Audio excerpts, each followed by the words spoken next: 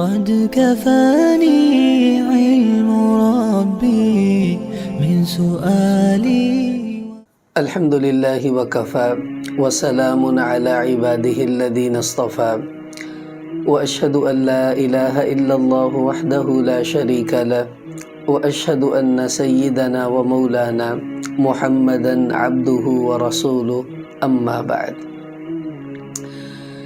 10 ذی الحجہ مسلمانوں نے جانوروں کی قربانیاں دیں اور اپنے اللہ کو راضی کرنے کی کوشش کی.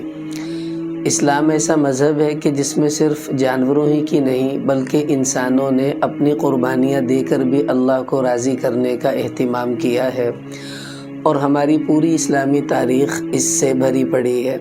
مثلاً ابھی 18 ذی الحجہ سیدنا عثمان غنی رضی اللہ تعالیٰ عنہ کی شہادت آ رہی ہے، اور یہ شہادت ایسی عجیب شہادت ہے کہ جس کو سن کر میدان کربلا کی یاد تازہ ہو جاتی ہے، اور میدان کربلا کی شہادت امام حسین رضی اللہ عنہ کی سن کر حضرت عثمان رضی اللہ تعالیٰ عنہ کی شہادت کی یاد تازہ ہو جاتی ہے.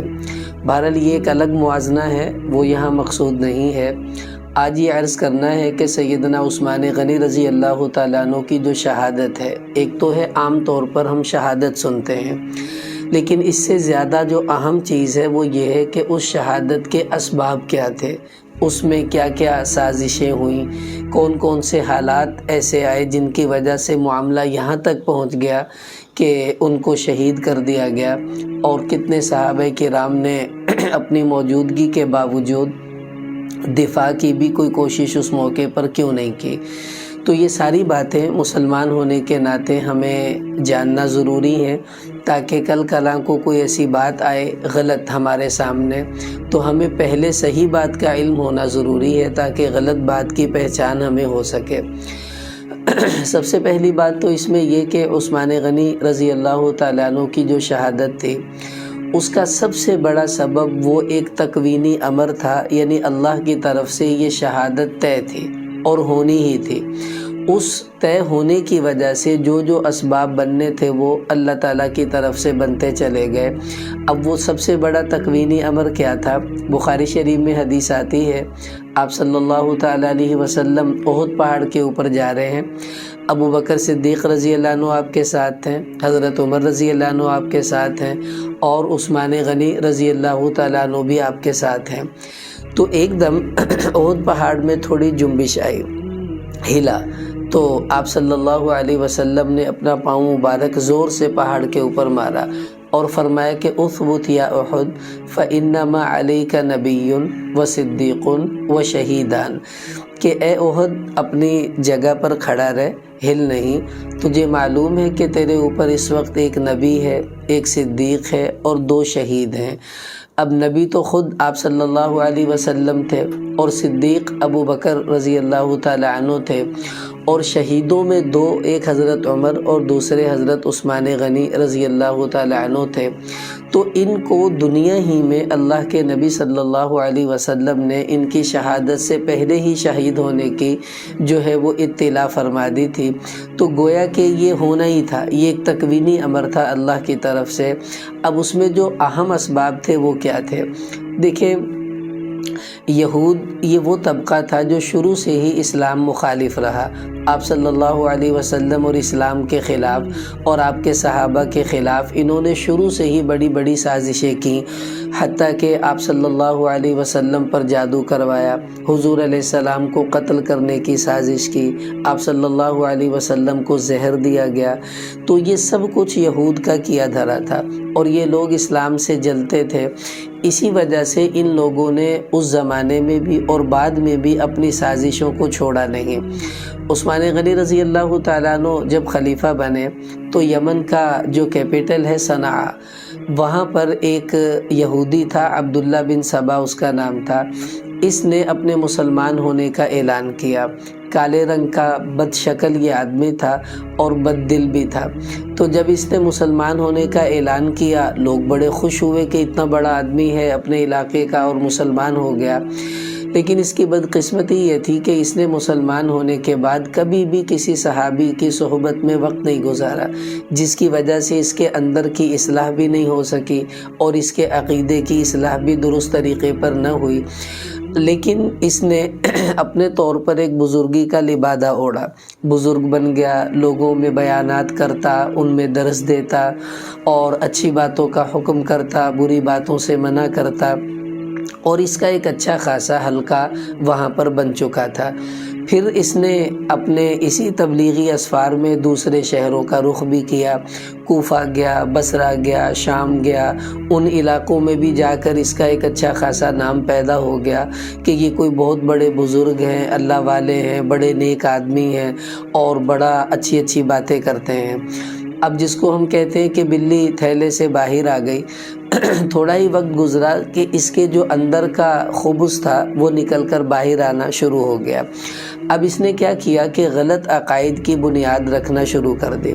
ان میں سب سے پہلے اس نے جو عقیدہ لوگوں میں مشہور کیا، میں یہ اس لیے عرض کر رہا ہوں کہ یہ عبداللہ بن سبا وہ بنیادی آدمی ہے جس کی وجہ سے عثمان غنی رضی اللہ تعالیٰ عنہ کی شہادت ہوئی ہے، اور اسی کی وجہ سے بعد میں صحابہ کرام میں بڑے بڑے اختلافات ہوئے، حتیٰ کہ جنگوں تک جو نوبتیں پہنچی ہیں اس کا بنیادی کردار بھی یہی آدمی ہے۔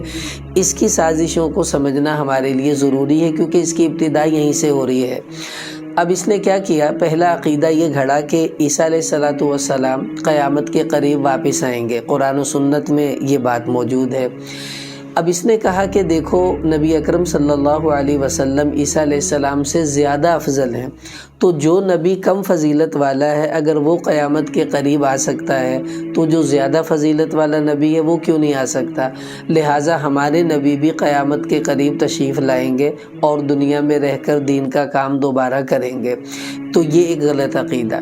پھر اس نے دوسری بات لوگوں کے درمیان جو انجیکشن لگایا وہ یہ کہ حضرت علی رضی اللہ تعالیٰ عنہ وہ وصی رسول تھے، یعنی آپ صلی اللہ علیہ وسلم کے جانشین تھے، حضور صلی اللہ علیہ وسلم کے بعد ان کا حق بنتا تھا خلافت کا، اور انہی کو حضور علیہ السلام یہ وصیت کر گئے تھے کہ میرے بعد تم ہی میرے خلیفہ اور جانشین بنو گے۔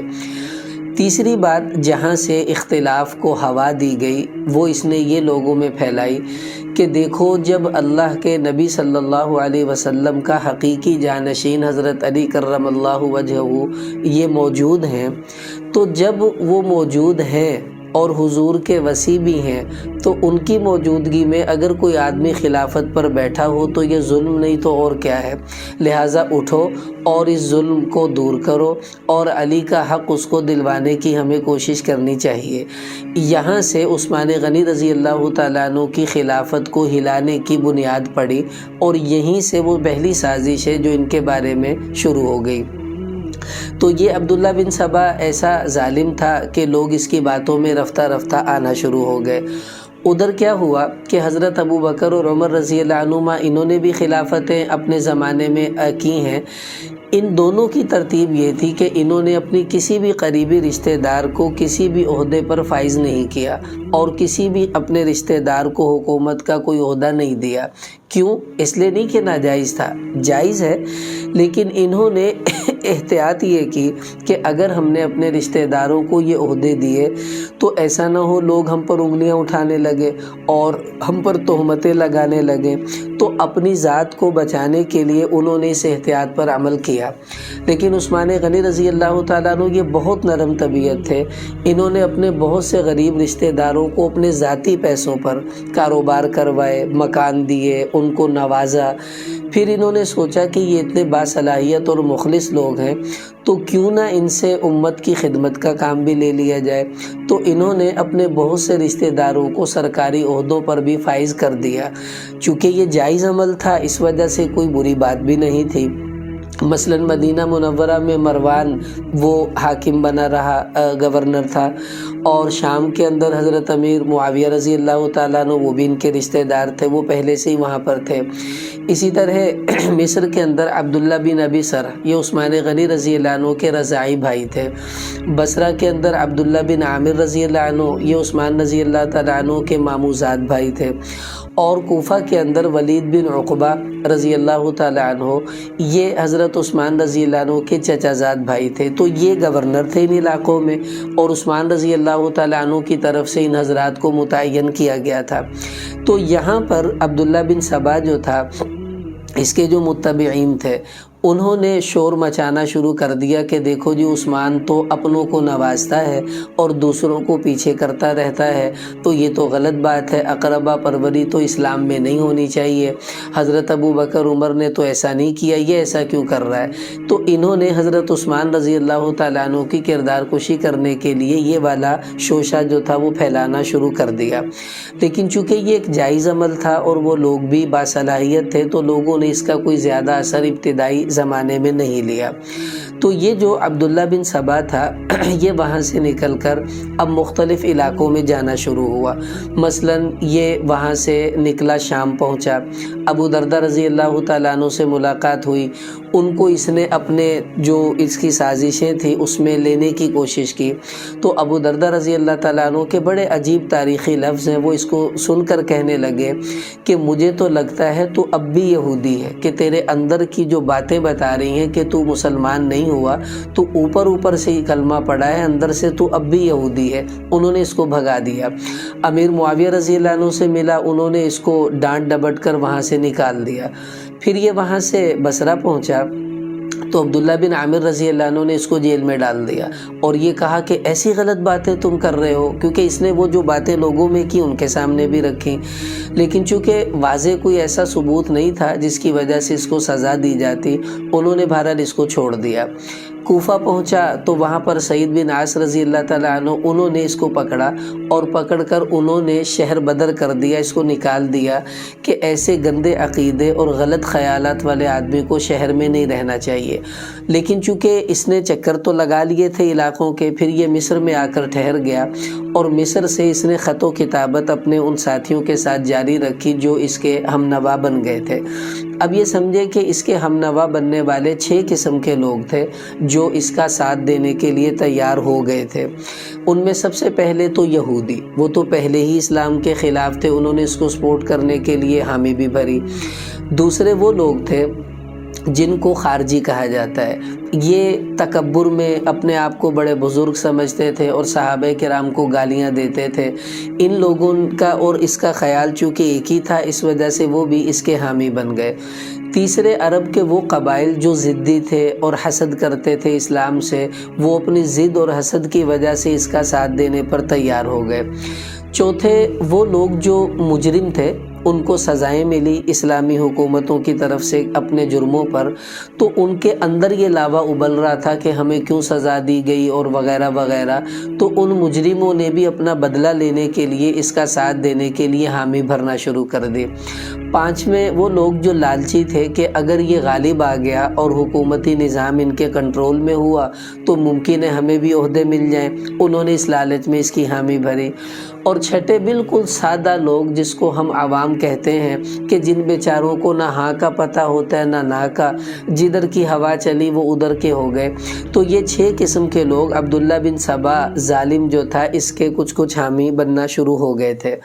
اب چونکہ اس نے یہ بات تو مشہور کر دی تھی کہ عثمان غنی رضی اللہ عنہ اپنوں کو نوازتے ہیں، تو یہ یاد رکھ لیں کہ جب بڑوں پر تنقید شروع ہو جاتی ہے اور زبان کھلنا شروع ہو جاتی ہے تو ان کی عقیدت اور محبت ختم ہو جاتی ہے۔ پھر اگلا جو قدم ہوتا ہے وہ انتہائی خطرناک ہوتا ہے، اور وہ ایسا ہی ہوا۔ اب اسی دوران 30 ہجری کے بعد یہ واقعہ پیش آ گیا کہ ولید بن عقبہ جو کوفہ کے اندر حضرت عثمان رضی اللہ تعالیٰ عنہ نے جن کو گورنر بنایا، یہ صحابی رسول تھے، ان کے اوپر ایک جھوٹا الزام شراب نوشی کا لگ گیا، اور کچھ 3 لوگوں نے جو اسی کے حامی تھے گواہی دی کہ یہ شراب پیتا ہے، میں نے اس کو نشے میں دیکھا ہے، ایک نے کہا میں نے اس کو شراب کی الٹی کرتے ہوئے دیکھا ہے۔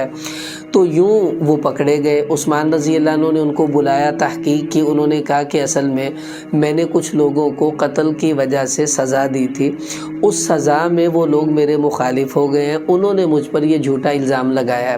صحابی رسول تھے، ان کی بات تو حضرت عثمان نے ماننی تھی، لیکن اسی دوران تحقیق میں کچھ دیر ہوئی، انہوں نے اور شور مچا دیا کہ دیکھو اپنا رشتہ دار ہے شراب کے جرم میں پکڑا گیا ہے، اب اس کو سزا ہی نہیں دے رہے۔ تو بخاری شریف میں حدیث آتی ہے کہ حضرت عثمان رضی اللہ تعالیٰ عنہ نے پھر حضرت علی کو بلایا، ان سے مشورہ کیا، تو انہوں نے کہا کہ ظاہری طور پر چونکہ خلیفہ کی ذمہ داری ہوتی ہے کہ اگر گواہ آ جائیں تو چاہے گواہی کے مقابلے میں جو شراب پینے والا ہے وہ قسمیں بھی اٹھاتا رہے تو اس کا اعتبار نہیں ہوتا، چونکہ گواہوں کی گواہی جج نے ماننی ہوتی ہے۔ تو حضرت علی رضی اللہ تعالیٰ عنہ کے سامنے فیصلہ لایا گیا۔ عثمان رضی اللہ عنہ نے کہا کہ اے علی اب بتائیں، آپ ہی سزا دیجئے۔ تو پھر حضرت علی رضی اللہ تعالیٰ عنہ نے ولید بن عقبہ رضی اللہ عنہ کو ان گواہیوں کی وجہ سے جو جھوٹی گواہیاں تھیں لیکن ظاہری طور پر تو موجود تھیں، وہ بعد میں پتہ چلا کہ وہ گواہیاں جھوٹی تھیں، تو ان کو انہوں نے پھر کوڑے لگائے شراب کے جرم میں۔ اس کے بعد حضرت عثمان رضی اللہ عنہ نے ان کو وہاں سے معزول کر دیا اور کوفہ کا گورنر سعید بن عاص جو تھے وہ ان کو بنا دیا، نہ کسی اور دوسرے کو بنایا، یہ نہیں تھے۔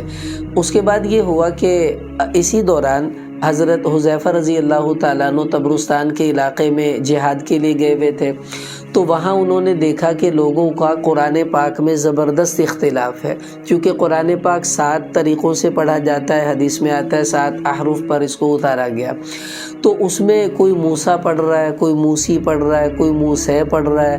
اب وہ لڑ بھی رہے ہیں آپس میں، تم غلط پڑھتے ہو میں ٹھیک پڑھ رہا ہوں، وہ کہتا ہے تم غلط پڑھتے ہو میں ٹھیک پڑھ رہا ہوں۔ تو حذیفہ رضی اللہ عنہ نے آ کر حضرت عثمان کے سامنے ساری نوعیت رکھی کہ اگر یہی اختلاف مسلمانوں میں بڑھ گیا تو تورات اور انجیل کی طرح قرآن کے کئی نسخے بن جائیں گے، تو آپ کچھ کیجئے۔ انہوں نے صحابہ سے مشورہ کیا تو طے یہ ہوا کہ جو ابو بکر صدیق رضی اللہ عنہ کے زمانے میں قرآن جمع کیا گیا تھا وہ نسخہ حضرت حفصہ رضی اللہ عنہ کے پاس ہے، اس کو لایا جائے، اسی کے مطابق نسخے لکھ کر اس کو پوری دنیا میں پھیلا دیے جائیں اور باقی سب نسخوں کو منگوا کر ان کو ضائع کر دیا جائے۔ تو ایسا ہی ہوا، باقی نسخے منگوا کر عثمان رضی اللہ عنہ نے جلوا دیے اور جو صحیح نسخے تھے وہ لوگوں میں تقسیم کر دیے لغت قریش کے مطابق، اور کہا کہ اب اسی طرح قرآن پڑھا جائے گا تاکہ اختلاف نہ ہو۔ اب ان عبداللہ بن سبا کے حامیوں نے یہ شوشہ بھی اٹھا دیا کہ توبہ توبہ توبہ، دیکھو عثمان نے قرآن جلا دیے، کتنا بڑا ظلم کیا، توبہ توبہ توبہ، یہ تو بڑی گستاخی ہے۔ تو چونکہ صحابہ کا مشورہ ہوا تھا تو حضرت علی رضی اللہ عنہ نے تو لوگوں کو یہ بات صاف صاف بتائی کہ اگر میں عثمان کی جگہ ہوتا تو میں بھی یہی کچھ کرتا جو اس نے کیا ہے، اور یہ ہمارے مشورے سے ہوا ہے، عثمان نے اکیلے نے یہ قدم نہیں اٹھایا۔ پھر یہ معاملہ کچھ تھوڑا سا دب گیا۔ اب عبداللہ بن سبا کے جو ساتھی تھے انہوں نے ایک اور یہاں پر سازش کی۔ اب یہ تقریباً 34 ہجری جب شروع ہو رہی ہے، یہاں سے یہ نظام تھوڑا بگڑنا شروع ہوا ہے۔ 34 ہجری کی ابتدا ہے اور اس میں ایک بڑا عمل یہ ہوا کہ کوفہ سے ایک آدمی کمیل بن زیاد نامی چلتا ہے اور خنجر اس کے پاس ہے، اور عثمان رضی اللہ تعالیٰ عنہ کو قتل کرنے کے ارادے سے وہ نکلا۔ حضرت عثمان کے پاس مدینہ پہنچا تو عثمان رضی اللہ عنہ کی فراست بہت زیادہ تھی، انہوں نے اس کو بھانپ لیا کہ یہ غلط ارادے سے آیا۔ وہ جو ہی ان کے قریب آیا تو انہوں نے اس کو دھکا دیا، وہ گر گیا، لوگوں نے پکڑ لیا، تو لوگوں نے کہا اس کی تلاشی لیتے ہیں۔ تو وہ کہنے لگا اللہ کی قسم میں تو کوئی برے ارادے سے نہیں آیا، میرے پاس کچھ نہیں ہے۔ لیکن بعد میں پتہ چل گیا کہ اس کے پاس خنجر تھا اور یہ قتل ہی کے ارادے سے آیا تھا، اس لیے کہ یہ کمیل بعد میں حضرت علی رضی اللہ عنہ کی صحبت میں رہا اور اس نے اپنے گناہوں سے توبہ بھی کی اور بعد میں نیک آدمی بھی بنا۔ تو اس وقت عثمان رضی اللہ عنہ کو آپ دیکھیں یہ کتنے نرم دل اور کتنے عجیب انسان تھے، کہنے لگے اس کی تلاشی نہیں لو۔ صحابہ نے کہا کیوں؟ کہنے لگے اگر اس کے پاس سے کچھ نکل آیا تو بیچارہ جھوٹا پڑے گا، اور ایک مسلمان کو جھوٹا ثابت کرنا اچھی بات نہیں ہے، اگر اس نے قسم اٹھا لی ہے تو اس کو چھوڑ دو، بس اس کو جانے دو۔ تو وہ وہاں سے چلا گیا اور یہ سازش تھوڑی سی بچ گئی۔ اب یہ ہوا کہ انہوں نے سبائی جو ٹولہ تھا عبداللہ بن سبا کے متبعین، انہوں نے اب ایک نئی سازش یہ کھیلی کہ مختلف علاقوں میں خطوط لکھوائے گئے، گمنام خطوط۔ مثلا ساہیوال سے خط لکھا گیا ملتان میں کہ جی یہاں تو بڑا ظلم ہو رہا ہے، کوئی انصاف نہیں ہے، کوئی حکومت کا نظام ٹھیک نہیں چل رہا۔ ملتان سے خطوط فیصل آباد پہنچ گئے کہ جی یہاں تو ٹھیک نہیں، فیصل آباد سے لاہور، لاہور سے اسلام آباد، مختلف شہروں میں انہوں نے خطوط بھجوائے مختلف لوگوں کو، مشہور یہ کروایا کہ پورے ملک میں نظام اچھا نہیں چل رہا اور بدامنی ہے، لوگ خوش نہیں ہیں اپنے گورنروں سے، لہٰذا ہمیں چاہیے چاہیے کہ ہم کوئی ایسی تحریک اٹھائیں جس سے خلیفہ کو تبدیل کیا جائے اور صحیح نظام لایا جائے۔ یہ خط جو تھے یہ اصل میں پروپوگنڈا تھا۔ آج کا زمانہ اور ہے، اب تو فیس بک ہے، واٹس ایپ ہے، ٹویٹر ہے، لوگ یہاں پر پروپوگنڈا کرتے ہیں۔ اس زمانے میں چونکہ میڈیا تھا نہیں، اس وجہ سے خطوط کے ذریعے پروپوگنڈا جو تھا وہ کیا جاتا تھا، اور یہ شروع ہوا۔ عثمان رضی اللہ عنہ نے صحابہ کرام کو جمع کر کے اس دوران مشورہ کیا کہ بتاؤ ہم کیا کریں، یہ باتیں اس قسم کی سامنے آ رہی ہیں اور مجھ پہ حملہ بھی ہوا ہے، اب اس میں کیا کرنا چاہیے؟ تو صحابہ کرام نے مختلف مشورے دیے۔ حضرت امیر معاویہ رضی اللہ عنہ نے یہ مشورہ دیا کہ ہر علاقے کی فوج اپنے علاقے کو کنٹرول کرے اور ان کو پکڑ لے، جو لوگ ایسے والے ہیں ان کو سنبھال لے گی وہ۔ ایک صحابی نے مشورہ دیا کہ جہاد ہمیں بڑھا دینا چاہیے اور لوگوں کو جہاد میں بھیجیں، تاکہ یہ مشغول ہوں گے تو سازشیں خود بخود بند ہو جائیں گی۔ ایک صحابی کی رائے یہ تھی کہ لوگوں پر خرچ کریں، ان پر احسانات کریں، تاکہ یہ ہمارے احسانوں تلے دبیں گے تو سازشوں کا شکار نہیں ہوں گے۔ ایک رائے یہ آئی کہ جو سازشی ہیں ان کو پکڑ کر سزا دیں، معاملہ ختم ہو جائے۔ لیکن عثمان رضی اللہ عنہ بڑے نرم دل تھے، انہوں نے کہا نہیں، سزا نہیں دینی، ابھی ایسے ہی چھوڑ دیں، پھر دیکھتے ہیں آئندہ ہمیں کیا کرنا چاہیے۔ حضرت امیر معاویہ رضی اللہ تعالیٰ عنہ نے عثمان غنی رضی اللہ عنہ سے کہا دیکھو مجھے آپ کے بارے میں اندیشہ ہے کہ آپ یہاں پر سیکیور نہیں ہیں، آپ میرے ساتھ شام چلیں، وہاں رہیں میرے پاس، اور نظام حکومت وہاں بھی چلتا رہے گا۔ تو عثمان غنی رضی اللہ عنہ کہنے لگے کہ میں رسول پاک صلی اللہ علیہ وسلم کا شہر نہیں چھوڑوں گا، بھلے میری گردن کٹ جائے۔ انہوں نے کہا دیکھیں پھر ایسا کریں، میں فوج یہاں بھجوا دیتا ہوں، چونکہ مدینہ منورہ میں فوج نہیں ہوتی تھی، فوج جو مسلمانوں کی تھی وہ کوفہ، بصرہ اور شام کے علاقے میں ہی ہوتی تھی، مدینہ منورہ میں فوج شروع سے رہی نہیں ہے۔ تو کہا میں کچھ فوج یہاں بھجواتا ہوں، وہ مدینہ بھی کنٹرول رکھیں گے اور آپ کی حفاظت بھی ہو جائے گی۔ تو عثمان رضی اللہ عنہ کہنے لگے نہیں، اب فوج یہاں آئے گی، اس کے کھانے کا انتظام ہمیں کرنا پڑے گا، تو مدینہ والوں کے اناج میں تنگی ہوگی اور بیت المال سے ان کو جو اب ملتا ہے وہ پھر تھوڑا ملے گا، وہ بیچارے پریشان ہوں گے۔ میں اپنی وجہ سے مدینہ والوں کو تنگ نہیں کرنا چاہتا، تو آپ فوج بھی مت بھیجیں۔ انہوں نے کہا پھر آپ کی جان خطرے میں ہے۔ تو عثمان رضی اللہ عنہ نے ایک لفظ بڑا عجیب کہا کہ حسبی اللہ ونعم الوکیل، اللہ ہی میرے لیے کافی ہے، وہ بہترین کام بنانے والا ہے، آپ فکر مت کیجیے۔ اس کے بعد 35 ہجری شروع ہوئی۔ یہ وہ سال ہے جس میں عثمان غنی رضی اللہ تعالیٰ عنہ پر بہت زیادہ حالات تنگ ہو گئے تھے، اور اسی میں ان کی شہادت بھی ہوئی۔ اب چونکہ اس 35 ہجری سے کچھ پہلے ایک واقعہ اور ہوا تھا، وہ یہ تھا کہ ایک انگوٹھی تھی، آپ صلی اللہ علیہ وسلم کی تھی، وہ حضرت ابو بکر کے پاس آئی، پھر حضرت عمر رضی اللہ عنہ کے پاس آئی، پھر عثمان غنی رضی اللہ عنہ کے پاس آ گئی۔ اس کی برکت سے مسلمانوں کا نظام بڑا اچھا چلتا تھا۔ وہ مسجد قباء کے قریب ایک کنواں تھا، بیر عریس، اس میں حضرت عثمان رضی اللہ عنہ کہیں پانی لینے لگے تو وہ انگوٹھی ان کے ہاتھ سے گر کر کنویں میں چلی گئی۔ بڑی کوشش کی لیکن وہ نہیں ملی۔ اس سے مسلمانوں میں یہ پھیل گئی بات کہ اب لگتا ہے فتنے آ جائیں گے، اور اسی کی برکت سے نظام چل بھی رہا تھا، اور اس میں کوئی شک نہیں حضور علیہ السلام کی اس انگوٹھی کی برکت تو یقیناً ہوگی۔ بہرحال 35 ہجری شروع ہوئی اور سازشیں انتہائی عروج پر آ گئی۔ اب سبائی ٹولے نے اپنی سازشوں کو 4 شکلوں میں تبدیل کر لیا کہ ہم نے ان چاروں میں سے کوئی ایک قدم اب اٹھانا ہے۔ پہلا قدم یہ اٹھانا ہے کہ ہم لوگ حضرت علی، حضرت طلحہ، حضرت زبیر رضی اللہ عنہم، ان تینوں کا نام لے کر خلافت کی آواز اٹھائیں گے اور اس کے بعد خانہ جنگی کر دیں گے۔ اور چونکہ جب یہ تینوں کا نام آئے گا، کچھ اس کے ماننے والے، کچھ اس کے محبت والے، کچھ اس کے تعلق والے، وہ آپس میں لڑیں گے، اور عثمان بھی گیا اور یہ بھی گئے اور مسلمان سب برباد ہو جائیں گے۔ تو ہم نے یہ والا کام کرنا ہے۔ دوسرا، اگر یہ ہم نہ کر سکے تو عثمان رضی اللہ عنہ سے زبردستی استعفیٰ لیں گے اور اس کے بعد مسلمانوں کو آپس میں لڑا دیں گے۔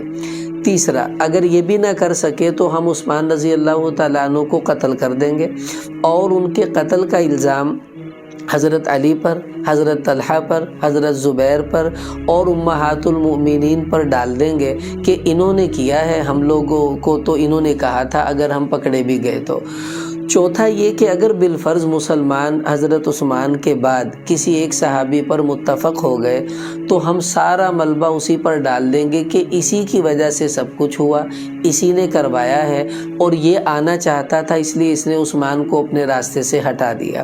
اب یہ سازش تیار ہو گئی اور اس کے لیے پہلا قدم یہ اٹھایا گیا کہ مصر سے ایک قافلہ بھیجا گیا شکایتیں اور الزامات لے کر مدینہ منورہ حضرت عثمان کے پاس، اور اس کو ہدایات کی دی گئیں کہ تم نے ان سے بات کرنی ہے اور واپس آ کر لوگوں میں یہ مشہور کر دینا کہ عثمان نے سب شکایتیں مانی، الزامات مانے اور کہا میرا قصور ہے، لیکن اس نے نہ تو شرمندگی کا اظہار کیا، نہ ہی خلافت سے استعفیٰ دیا اور اپنی ضد پر اڑا ہوا ہے، یہ تم نے آ کر کہنا ہے۔